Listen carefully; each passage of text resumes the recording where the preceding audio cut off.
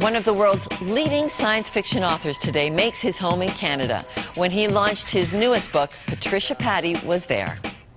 Her computer chirped again, announcing more email. Well, it was time to wrap this up anyway. She had about 8 It's million fitting blogs that to Robert read J. before Sawyer bed. would do a After book reading lunch, it was holding music not a class, book, and that but a looks like it's BlackBerry. going to be- That's because this Toronto book launch is for his newest novel, Wake, a story about technology gaining consciousness. It's the 18th novel for the award-winning science fiction author, who's about to become even more influential. A new primetime North American TV series starring Joseph Fiennes and based on Sawyer's novel Flash Forward will be hitting the airwaves this fall. So what is it about his writing that appeals?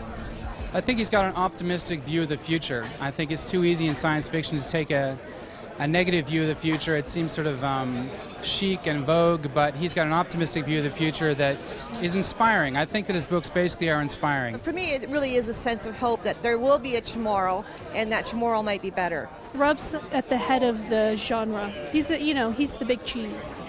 So I thought I'd ask the big cheese himself to explain science fiction's cultural appeal. A lot of people think science fiction is about predicting the future, but it's not. In fact, it has nothing at all really to do with the future. It's always about the here and now. But it's a literature that disguises the contemporary issues that it's talking about with setting in the future or using alien beings so that people will not let their preconceptions about an issue prevent them from exploring the topic. Why do you feel drawn to this task, Robert? I was born in 1960, and I was growing up watching the TV of that era. The only thing I saw in the 60s that was talking about the issues my parents, who were intellectuals, they both taught at the University of Toronto, were talking about over the dinner table was Star Trek.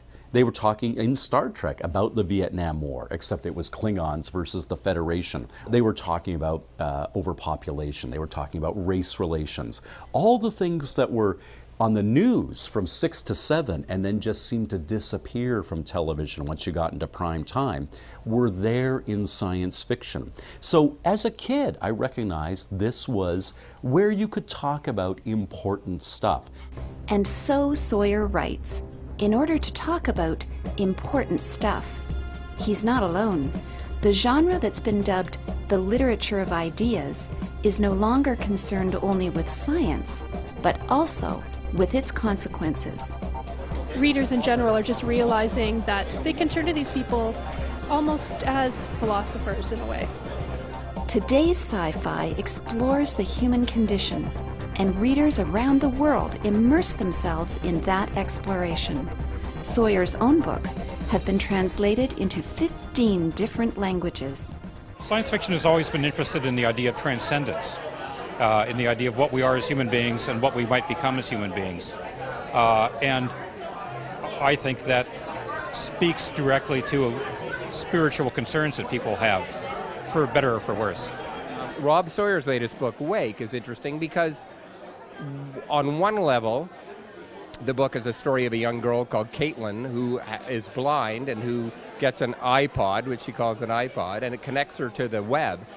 But on another level, it's really about emerging consciousness. It's really about how we learn and how we experience the world. And again, that book is really about hope. My personal mission statement is to combine the intimately human and the grandly cosmic. I like to think that science fiction works on these two different scales. The grandly cosmic doesn't necessarily mean outer space, but it means, like, do we have souls? Does God exist? Is there an afterlife? The big, big, big questions, which are great fodder for, intellectual debates. But if you don't wrap it up in a human story, in something that touches the heart, that people care about, then you're just really pontificating, you're just lecturing. Your stories have obviously resonated with readers. And I'm wondering how you would describe the need that they're filling in our culture. Is it a spiritual need, do you think, or is it an intellectual one? A lot of people today, they're empiricists, meaning they want hard and fast proof and evidence for everything. And yet there is a yearning within people. They want to think, we're wired somehow to want to be part of something bigger. And we quest to understand what our role is. And science fiction with it, we have this thing we call in science fiction the sense of wonder. The core reading experience of science fiction is regaining a sense of wonder, a transcendent sense of being part of something larger. Reveling in the big questions for Listen Up, I'm Patricia Paddey.